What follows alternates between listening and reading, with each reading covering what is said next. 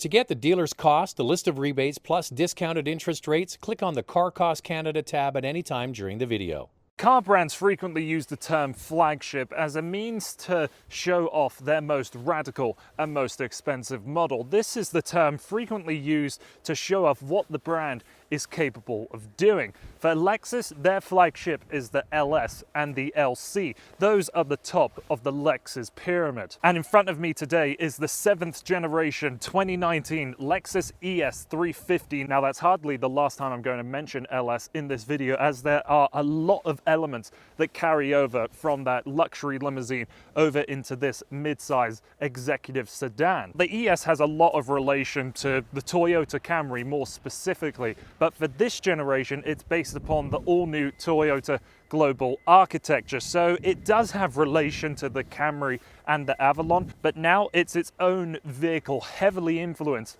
by that flagship LS. So I think we should hop in and take this ES for a drive and find out exactly what it is all about. So what do I mean by the ES finally becoming its own vehicle? Well, now more than ever, it feels like it has its own identity. The ES is radically different to the car that came before it. If you were to put the 2019 next to the 2018 model, you would think these cars are part of totally different segments with totally different missions. And that was kind of the point with the new ES. Lexus wanted to make it more modern, make it seem like it fit in with the rest of the other competitors in the mid-size executive sedan segment, and also try and make it a car that you wanted to drive. The new ES is longer overall with lower ride height and a wider track. It features a more powerful 3.5 litre naturally aspirated V6. It produces 302 horsepower and 267 pound-feet of torque, and it's reasonable enough, as just as fast as you want it to be, but the power is sent straight to the front wheels, and I think that's going to be the largest criticism of the ES, is that there is no option for four-wheel drive capability, where everything else in this class at the very least has it as an option to the consumer. There's also a hybrid returning for the 2019 model year, the ES300H, that has a 2.5 litre 4-cylinder with 2 electric motors. And for the first time ever in an ES, you can now get an F-Sport package. So that brings along the things that really you expect with all the other F-Sport models. So that's a different grille, different seats, different steering wheel. But let's focus on what I have here. This 350 is the top trim ultra luxury model. Now there's a few things that are exclusive to this trim. So the heads-up display, the 17-speaker Mark Levinson sound system, the 360-degree cameras, as well as these 18-inch wheels are unique to this trim level. In the most basic ES, you are greeted with a few nice things to have. You'll have that digital display in front of you, you'll have heated front seats, and Lexus's Safety System 2.0. Now what this gives you is a lane tracing assist, automatic high beams, radar assisted cruise control, and pre-collision warning. And elsewhere in the range, you'll be able to upgrade to this 12.3-inch screen that you see in front of me, blind spot warning, rear cross traffic alert,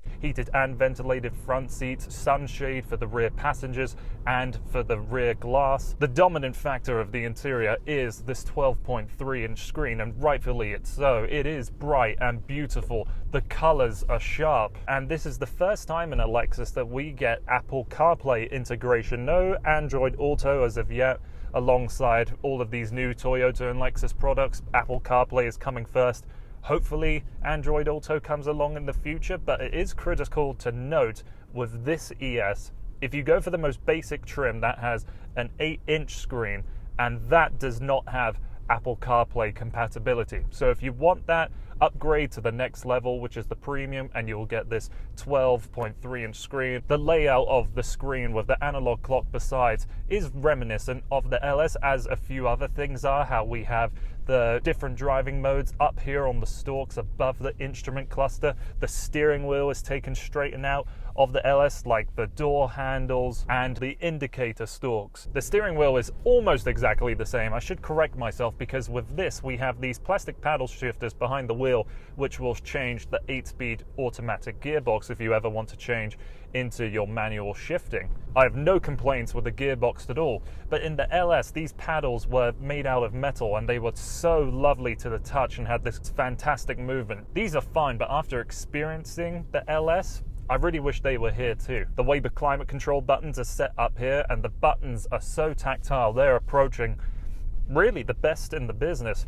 Just below that you'll see all of the settings for your heated front seats, and this is something that the LS didn't have, that I faulted it for. There were no physical buttons for that, and I'm really glad to see it here, as going through the computer system to try and select one of those settings could be a little bit annoying. Now you control this screen with the touchpad interface that you have down here. Now this is miles upon miles better than what it was previously in old Lexus models. You used to have this mouse pad which really wasn't great, and it's good to see that all of these new ones are coming with this touchpad. It may not be as intuitive like some rotary dial systems like we see with BMW's iDrive, but I like it because it has haptic feedback when you move side to side and you press down to select something. Overall, the cabin is a great spot to sit. As a tall driver, thigh extenders are a godsend, and I'm very happy to see them here. The leather all around is nice. There's plenty of soft touch materials too.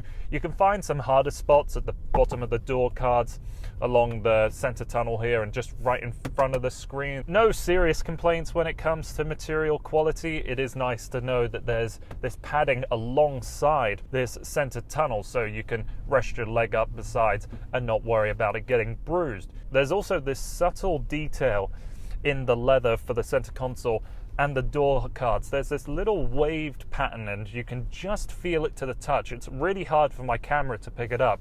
So if you want to see it, I highly recommend you go to the dealership to actually see it for yourself. This cup holder closest to me actually has a clever feature where you can split it into 2 levels, so you can have a deep water bottle or a short one, and it can still be accommodated there just fine. Perhaps the only faults I have with the interior is that I never find the Lexus and Toyota heads-up display units to be bright enough. Even on their brighter setting, I want more out of them.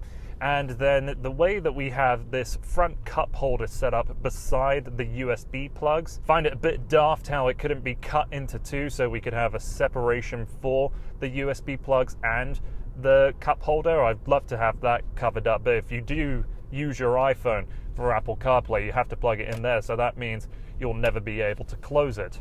For rear passengers, it's okay. I would like just a touch more headroom. There's no heated rear seats available anywhere on this model. Folding down the armrest, you can see the ski pass-through that goes through the seats that don't fold. They're fixed in place, but it leads into a nicely sized trunk. Do be cautious of the exposed hinge arms if you ever load in something precious. So as I mentioned at the beginning, Lexus wanted to make the ES a car that you wanted to drive. Now, I've spent very little time in the previous model, but I'll tell you that when it came to any sort of driving environment, it felt kind of sloppy. It was super comfortable, as you'd expect a Lexus sedan to be, but every time that you turned the wheel, you had to be so deliberate with it to make something happen. With this, it has a really nice weighting to it. It reacts when you ask it to, and it still retains that excellent comfort. Another thing that the ES carries over from its 6-figure bigger brother is how quiet it is when you drive. Going down the highway in this thing is near luxury class quiet. It's utterly impressive, and I'm on the winter tires right now. Imagine how much more quiet it would be with just a regular summer tire attached to it. And when it comes to the exterior design, again, you can see elements of the LS as well as the remainder of the Lexus lineup. So the spindle grille up front and those thin strafed LED headlights. It's not as beautiful as the LS, but we are talking about a car that's half the price. If you switch the driving modes, you'll see the background colors change for the eco mode and the sport mode.